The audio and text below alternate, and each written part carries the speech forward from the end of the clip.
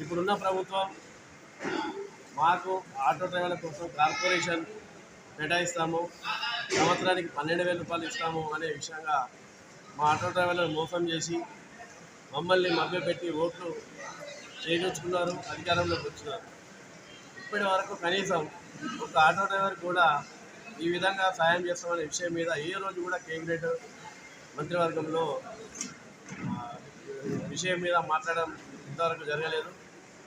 ఎందుకంటే మనకు కరీంనగర్ నుంచి ఉన్నటువంటి ట్రాన్స్పోర్ట్ మినిస్టర్ మన పొన్నం ప్రభాకర్ గారే కనీసం కరీంనగర్ ఆటో డ్రైవర్ల ఎన్ని సమస్యల మీద మాట్లాడినప్పుడు కూడా ఏ రోజు కూడా మనకు స్పందించలేదు.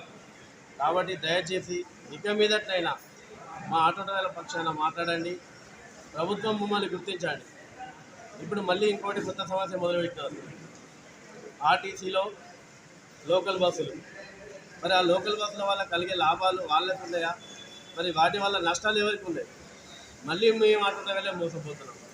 మహాలక్ష్మి పథకం పెట్టి మమ్మల్ని నడ్డేరు కొట్టినారు, ఇప్పుడు మళ్ళీ లోకల్ బస్సులు పెట్టినారు. మళ్ళీ ఇప్పుడు కూడా మేము మోసపోయేది మళ్ళీ ఆటో డ్రైవర్లే.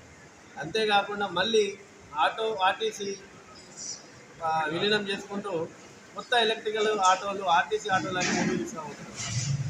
నేను అడిగేది ఏంటంటే ప్రభుత్వాన్ని, అసలు ఏంటయ్యా మీకు మేమైనా శత్రువులమా? మరి మీకు మేము ఓట్లు వేయలేదా?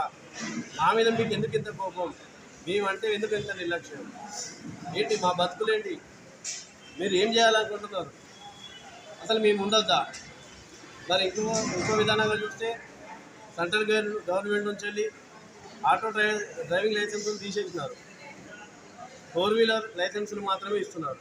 మరి ఆటో డ్రైవింగ్ లైసెన్స్ తీసేస్తే రానున్న రోజుల్లో ఇప్పుడే సిటీ డెవలప్ అయ్యి స్మార్ట్ సిటీలో విభాగంగా మరి క్యాబ్లు నడుస్తాయా? ఆటోలు మొత్తానికే తీసేస్తారా?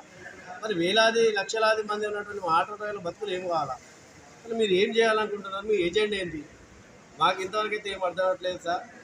దయచేసి మా ఆటో డ్రైవర్లను, ఇప్పటికే మా బలిదానాలు కోరుకున్నారు, చాలామంది డ్రైవర్లు చనిపోయినారు, ఇప్పుడు కూడా ఆరోగ్యం పాలై ఇప్పటికి చాలామంది ఇబ్బందులు పడుతున్నారు.